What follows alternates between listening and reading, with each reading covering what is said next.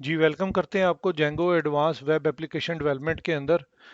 और अभी हम एक रिव्यू लेते हैं। अभी तक हमने जो कस्टम यूज़र मॉडल क्रिएट किया है और सारा काम अभी तक जो हमने इंस्टॉलेशन से रिलेटेड किया है, इसका एक रिव्यू ले लेते हैं और इसको दोबारा से समझते हैं, क्योंकि ये बहुत अहम है इसको समझना। क्योंकि इसको समझने से ही हमें आगे वर्किंग में आसानी होगी। अगर हमें बेसिक समझ नहीं आएगी तो हम जो है फर्दर वर्किंग नहीं कर सकेंगे। अपने प्रोजेक्ट पे चलते हैं और ये प्रोजेक्ट हमारे सामने खुला हुआ है। ठीक है, अभी दोबारा से मैं आपको ब्रीफ कर देता हूँ। जब भी आप प्रोजेक्ट क्रिएट करते हैं तो अपने प्रोजेक्ट जहाँ भी आपने क्रिएट करना है, वहाँ पर आप दो तरह से प्रोजेक्ट क्रिएट कर सकते हैं। असल में एक तो ये कि आप यहाँ पे राइट क्लिक करें और प्रोजेक्ट जो भी क्रिएट करना है उसका फोल्डर क्रिएट कर दें। ठीक है, अदर वे आप जो है वो रूटीन में क्या करते हैं, आप अपने विजुअल स्टूडियो कोड में जाते हैं। विजुअल स्टूडियो कोड में जाने के बाद, जैसे कि यहाँ पे मैं एक न्यू विजुअल स्टूडियो कोड खोल लेता हूँ। ठीक है जी, आप विजुअल स्टूडियो कोड में जाते हैं और आप टर्मिनल में चले जाते हैं। टर्मिनल में जाने के बाद आप सबसे पहले क्या करते हैं, आप अपने वर्चुअल इन्वायरमेंट को एक्टिवेट करते हैं। वर्चुअल इन्वायरमेंट को एक्टिवेट करने के लिए ये एक कमांड मैंने यहाँ पे लिखी हुई है। आप जहाँ पर भी आपका वर्चुअल इन्वायरमेंट पड़ा हुआ है, एंड के साइन से ऑनवर्ड इस कोड को वहाँ तक आपने करना है। उसके अंदर स्क्रिप्ट्स का एक फोल्डर है और उसके अंदर activate dot P S one की फाइल है। जैसे कि ये मैं आपको दिखा भी देता हूँ। यहाँ पे हमारा इन्वायरमेंट जो है वो हमारे लोकल यूज़र के अंदर जाके माई इन्वायरमेंट के नाम से पड़ा हुआ है। ये स्क्रिप्ट्स का फोल्डर है। ठीक है, और यहाँ पे activate dot P S one की फाइल है। ठीक है जी, ये आपको नज़र आ रहा है। तो आपने क्या करना है, आपने यही स्टैटिक पाथ यहाँ पर देना है और उसके बाद activate dot P S one की फाइल को एग्जीक्यूट करेंगे। जैसे ही आप एग्जीक्यूट करेंगे आपका ये वर्चुअल इन्वायरमेंट रन कर जाएगा। वर्चुअल इन्वायरमेंट आपका रन कर जाए तो यहाँ पे आपने अपने प्रोजेक्ट को क्रिएट करना है। अब यहाँ पे देखें, अगर मैं अपने प्रोजेक्ट को क्रिएट करता हूँ यहाँ पे, तो बाय डिफ़ॉल्ट प्रोजेक्ट को क्रिएट करने के लिए हमें जेंगो एडमिन को कॉल करना पड़ेगा। जेंगो एडमिन यूटिलिटी है, जेंगो के साथ आती है जेंगो की कमांड्स को रन करने के लिए। तो since we don't have any project right now, तो हम प्रोजेक्ट क्रिएट करने जा रहे हैं। तो दिस प्रोजेक्ट, या हम फर्ज करें कि हम एक अकाउंटिंग सिस्टम बना रहे हैं। अकाउंटिंग सिस्टम, ठीक है जी। अब हमारा प्रोजेक्ट है, हम अकाउंटिंग सिस्टम का प्रोजेक्ट बना रहे हैं। तो हम यहाँ पे जाके क्या लिखते हैं, अकाउंटिंग सिस्टम। तो अकाउंटिंग सिस्टम जैसे ही हम लिखेंगे, हम जिस पाथ के अंदर इस वक्त बैठे हुए हैं तो ये पाथ रिफ्लेक्ट कर रहा है। हम अपने जो भी हमारा यूज़र है उस पाथ के अंदर इस वक्त बैठे हुए हैं। तो हम इस पाथ के अंदर, जिस भी पाथ के अंदर रहते हुए इसको क्रिएट करेंगे तो ये वहाँ पे क्रिएट हो जाएगा। लेकिन यहाँ से हम क्या करते हैं, हम पाथ को थोड़ा सा चेंज डायरेक्टरी कर लेते हैं। चेंज डायरेक्टरी करके हम अपने प्रोजेक्ट्स में चले जाते हैं। प्रोजेक्ट में जाके एल एस करते हैं। यहाँ पे आपको आपके प्रोजेक्ट्स नज़र आ रहे हैं। तो हम यहाँ पे अपना प्रोजेक्ट क्रिएट करते हैं। क्रिएट प्रोजेक्ट यहाँ पे करते हैं, स्टार्ट प्रोजेक्ट। ठीक है, जेंगो एडमिन स्टार्ट प्रोजेक्ट, ये इसका कमांड है। इसके आगे हम अपने प्रोजेक्ट का नाम लिखेंगे। तो अकाउंटिंग सिस्टम, फर्ज करें हम एक अकाउंटिंग सिस्टम बना रहे हैं, तो हम यहाँ पे जाके अपना एक प्रोजेक्ट करते हैं और उसका नाम रख देते हैं अकाउंटिंग सिस्टम। तो आप अपने प्रोजेक्ट्स के अंदर जाके देखेंगे, जब आप यहाँ पे जेंगो प्रोजेक्ट्स में, तो ये देखिए अकाउंटिंग सिस्टम के नाम से एक प्रोजेक्ट क्रिएट हो गया। ठीक है, ये प्रोजेक्ट जो है ये क्रिएट हो गया किस नाम से, अकाउंटिंग सिस्टम के नाम से। तो यहाँ से हम इसको राइट क्लिक करते हैं। वैसे कोड के अंदर से भी खोल सकते हैं, वो मैं आपको बाद में बता दूंगा। यहाँ पे मैं अभी आपको बता देता हूँ, जिस भी प्रोजेक्ट फोल्डर को आप वी एस कोड में खोलना चाहते हैं उस पर राइट क्लिक करें, ओपन विद कोड। ठीक है, ये हमने ओपन विद कोड इसको किया, ये प्रोजेक्ट हमारा खुल गया। आप ये देख सकते हैं, यहाँ पे भी आपको नज़र आ रहा है प्रोजेक्ट डायरेक्टरीज और फाइल्स, और यहाँ पर भी आप अगर इसको ओपन करें तो एक प्रोजेक्ट के विद इन द प्रोजेक्ट उसने एक अकाउंटिंग सिस्टम के नाम से एप्लीकेशन भी क्रिएट कर दी है। जेंगो के अंदर जो प्रोजेक्ट क्रिएट होता है, प्रोजेक्ट के अंदर मल्टीपल एप्लीकेशंस होती हैं। जेंगो असल में एप्लीकेशन बेस्ड प्रोजेक्ट होता है। तो जितने भी एप्लीकेशंस होती हैं, हर एप्लीकेशन के नाम से एक फोल्डर क्रिएट होता रहता है।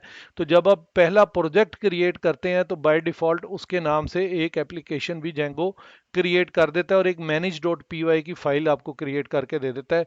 ये फाइल आपकी फर्दर कमांड्स के अंदर आपकी हेल्प करती है। अब आप अपने वी एस कोड के अंदर चले जाते हैं और वी एस कोड में भी जाके देखें तो यहाँ पे देखें काउंटिंग सिस्टम के नाम से इसने आपको दे दिया एक प्रोजेक्ट और साथ मैनेज डॉट पी वाई की फाइल। ठीक है, एप्ली प्रोजेक्ट के प्रोजेक्ट भी दे दिया और एप्लीकेशन भी एक दे दी बाय डिफॉल्ट। लेकिन हम नहीं चाहते कि इस नाम से एप्लीकेशन हमारे पास क्रिएट हो, क्योंकि ये हमारी नेम हिरारकी के हिसाब से एप्लीकेशन जो है वो समटाइम्स हमारे इस्तेमाल में नहीं आ रही होती। तो जो फर्स्ट एप्लीकेशन होती है उसको ज़्यादा जेनरिक नेम देने के लिए हम क्या करते हैं कि हम यहाँ जाते हैं और हम ये जो फोल्डर है, अब दोबारा से आपको दूसरे तरीके से मैं ब्रीफ कर देता हूँ। इस फोल्डर को हम क्रिएट ही नहीं कर रहे। ठीक है, यहाँ पे हमने उस प्रोजेक्ट को डिलीट कर दिया और दोबारा से एक प्रोजेक्ट क्रिएट करने के लिए एक फोल्डर बनाया, अकाउंटिंग सिस्टम। ठीक है जी, अब हमने ये फोल्डर बनाया और आप देख सकते हैं इसके अंदर कोई भी एप्लीकेशन नहीं है, ये सिर्फ एक फोल्डर है। इस फोल्डर को हम open with V S code कर लेते हैं। ये वी एस कोड के अंदर ओपन हो जाएगा। ठीक है, ये जैसे ही वी एस कोड के अंदर ओपन होगा और हमें पहले की तरह अपने टर्मिनल में जाना पड़ेगा। टर्मिनल में जाके हमें अपने प्रोजेक्ट वर्चुअल इन्वायरमेंट को हमेशा सबसे पहले एक्टिवेट करना होता है। वर्चुअल इन्वायरमेंट को एक्टिवेट किया और इस दफ़ा हम जो प्रोजेक्ट क्रिएट करेंगे, ठीक है, ये जेंगो एडमिन को हम कह रहे हैं कि जी एक प्रोजेक्ट क्रिएट करो, स्टार्ट प्रोजेक्ट, और ज़्यादा जेनरिक नेम देंगे क्योंकि जी अब जो हम प्रोजेक्ट क्रिएट करेंगे, प्रोजेक्ट क्रिएट तो होगा ही होगा, लेकिन उस नाम से एक एप्लीकेशन भी क्रिएट होगी जो हमारी बेसिक सिस्टम की एप्लीकेशन होगी, जो सबसे पहले रन होगी सिस्टम के अंदर।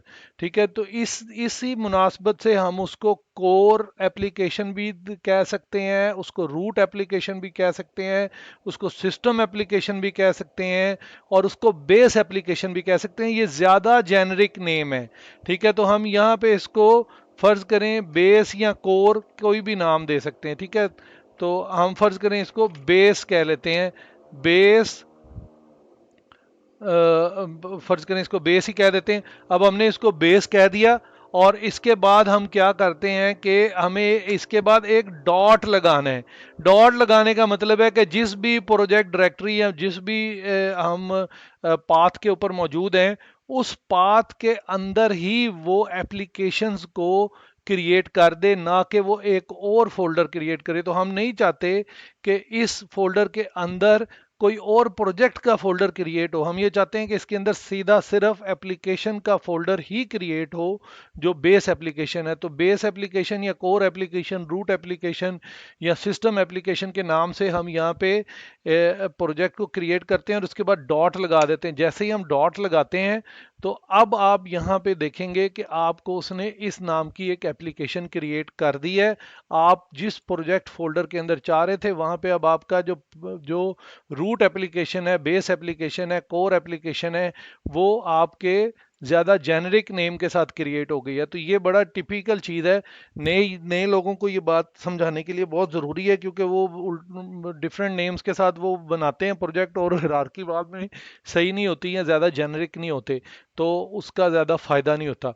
तो यहाँ तक तो अभी हमारा जो सा है वो काम बिल्कुल सिमिलर है। अभी कल जो हम काम इससे पहले कर रहे थे उस प्रोजेक्ट में चले जाते हैं। तो हमने क्या किया, हमने कोर के नाम से अपनी एक बेस एप्लीकेशन क्रिएट कर दी।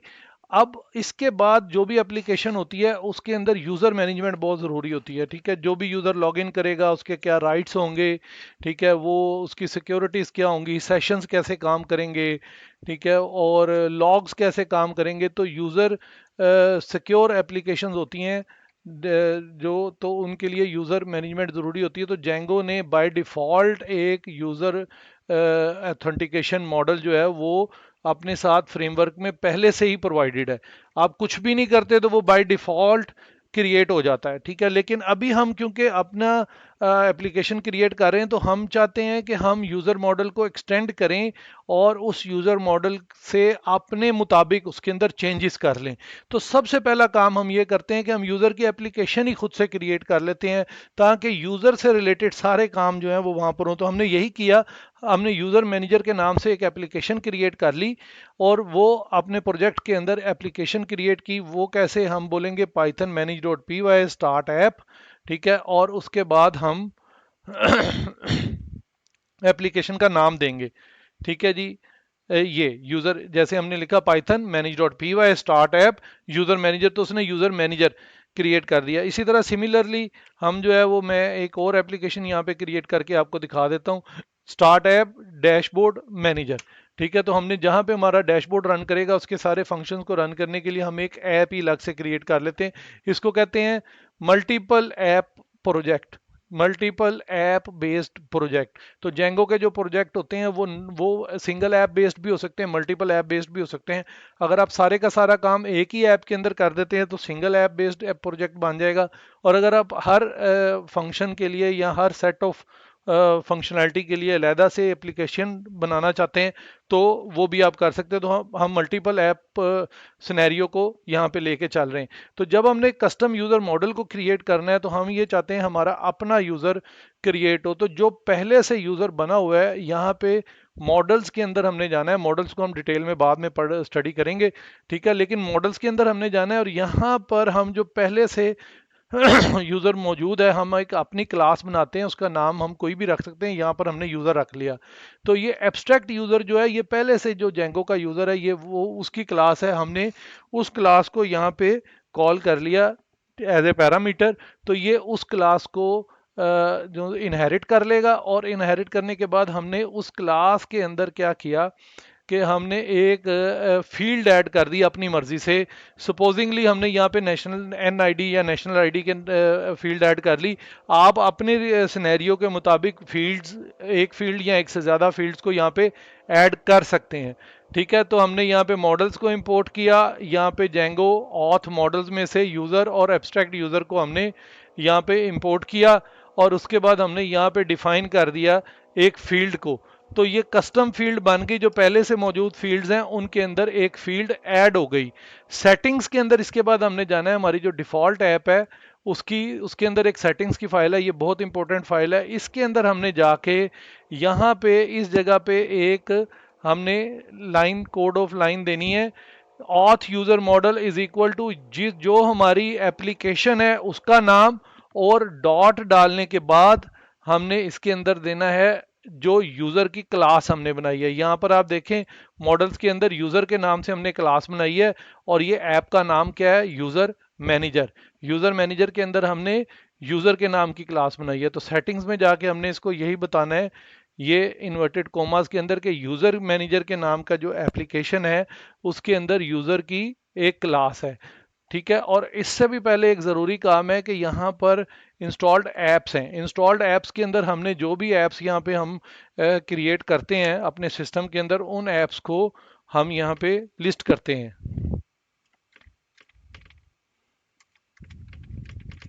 डैशबोर्ड मैनेजर हमने अभी जैसे कि क्रिएट की, तो हमने उसको भी यहाँ पे लिस्ट कर लिया, ठीक है। तो हमने सेटिंग्स में भी लिस्ट कर लिया और यहाँ पे भी कर लिया, और यूज़र के हमने जो है वो कस्टम यूज़र की क्लास भी मॉडल्स के अंदर जाके बना दी, ठीक है। इसके बाद हमने क्या करना है, इसके बाद हमने माइग्रेशंस करनी है, ठीक है। तो माइग्रेशंस, मेक माइग्रेशन की कमांड पहले रन करेंगे, ठीक है। वो हमारे डेटाबेस की चेंजेस को डिटेक्ट करेगी, और उसके बाद हम माइग्रेट की कमांड करेंगे, Python manage dot P Y migrate, वो चेंजेस को अप्लाई करेगी।